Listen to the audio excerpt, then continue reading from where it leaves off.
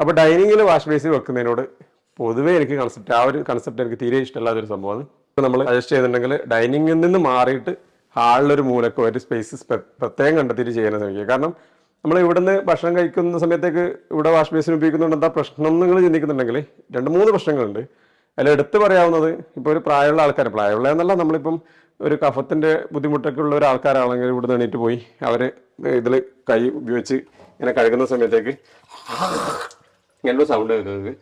ഇത് കേൾക്കുമ്പോൾ ചിലപ്പോൾ ഇവിടെ ഭക്ഷണം കഴിക്കുന്ന ആൾ സ്റ്റാർട്ട് ചെയ്തിട്ടുണ്ടാവും. ചിലപ്പോൾ അവർ നല്ലൊരു സ്റ്റേജിലായിരിക്കും, അവരെ മൂഡ് മൊത്തം അങ്ങ് പോകും.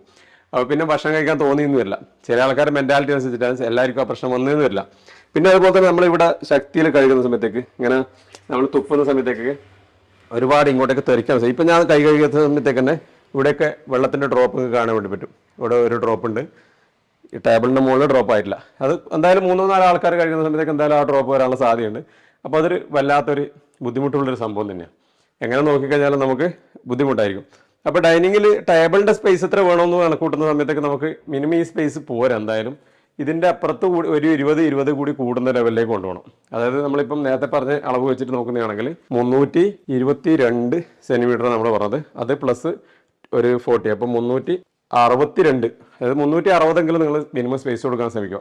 കാരണം നമ്മൾ ഇതിൽ ഒരു ഫുഡ് ഒരാൾക്ക് സെർവ് ചെയ്യണമെന്ന് വിചാരിച്ചോ, നമ്മളെ വീട്ടിലുള്ളവരാണെങ്കിൽ നമ്മൾ അവിടെ വെച്ചിട്ട് ചിലപ്പോൾ സുഖമായിട്ട് ഭക്ഷണം കഴിച്ച് പോകും.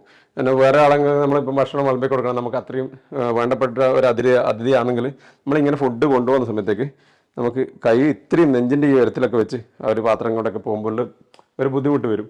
അപ്പോൾ ആ ഒരു സ്പേസ് നമ്മൾ മിനിമം കാണണം. നമ്മൾ എപ്പോഴും ഡൈനിങ് ടേബിളിൻ്റെ സൈസ് എത്രയാണെന്ന് ചോദിക്കും, 6x4 എന്ന് പറയും. 6x4 എന്ന് പറയുന്ന സമയത്തേക്ക് ഒരു 180 90 അത്രയും സ്പേസ് കണ്ടിട്ട് ഒരു ചെറിയൊരു ഡൈനിങ്ങിൻ്റെ ഒരു സെറ്റപ്പ് ഉണ്ടാകും. അതെന്തായാലും ഭയങ്കര കൺജസ്റ്റഡ് ആയിട്ട് വരിക ചെയ്യുക. അപ്പോൾ മിനിമം നമുക്കൊരു 360 മുകളിലോട്ട് പോകുന്ന രീതിയിൽ സെറ്റ് ചെയ്യുക. ഇങ്ങനെ റൂമാക്കിയിട്ട് ആക്കുന്നതാണെങ്കിൽ. അതല്ലാന്നുണ്ടെങ്കിൽ നിങ്ങൾ സ്പെഷ്യലായിട്ട് ഒരു ഹാളിൻ്റെ ഒരു മൂലക്ക് ഒരു ഭാഗത്തൊക്കെ ആണെങ്കിൽ നമുക്ക് വലിയ ബുദ്ധിമുട്ടില്ല. ഇവിടത്തേക്കായിട്ട് വന്നു കഴിഞ്ഞാൽ ഇവിടെ നിന്ന് നേരെ പോകാൻ പറ്റുന്ന രീതിയിലാണെങ്കിൽ വലിയ ബുദ്ധിമുട്ടില്ല. പ്രത്യേകിച്ച് ഇവിടെ ഒരു പാസിംഗ് കൂടി ഉള്ളതുകൊണ്ടും ആണ് ഈ ബുദ്ധിമുട്ട് വന്നിട്ടുള്ളത്. പിന്നെ അതുപോലെ തന്നെ അധിക സ്ഥലങ്ങളിലും ഈ ഡൈനിങ്ങിൻ്റെ സെറ്റപ്പ് ഉണ്ടാകുക എന്ന് പറഞ്ഞാൽ സ്റ്റെയർ കേസിൻ്റെ അടിഭാഗത്തായിരിക്കും. അപ്പോൾ അതും നമ്മൾ പൊതുവേ ക്ലയൻറ്റിന് നമ്മളൊരു സജസ്റ്റ് ചെയ്യാത്തൊരു സംഭവമാണ്. മെയിനായിട്ട് അതിന് കാരണം എന്ന് പറയുന്നത് നമ്മളിപ്പോൾ സ്റ്റെപ്പ് കയറിയിട്ട് ഒരാൾ പോകുന്ന സമയത്തേക്ക് താഴെ ഒരാൾ ഭക്ഷണം കഴിക്കുന്നുണ്ടെങ്കിൽ അത് അതിൻ്റെ നിന്ന് അവരെ കാലിൻ്റെ അടിയിലുള്ള പൊടിയും കാര്യങ്ങളൊക്കെ ഭക്ഷണത്തിലേക്ക് പാറി പോകാനും അതൊക്കെ സാധ്യത കൂടുതലാണ്. അപ്പോൾ അതുകൊണ്ട് തന്നെ നമ്മൾ ആ ഒരു ഭാഗം കൂടി ഒഴിവാക്കുന്നുണ്ട്.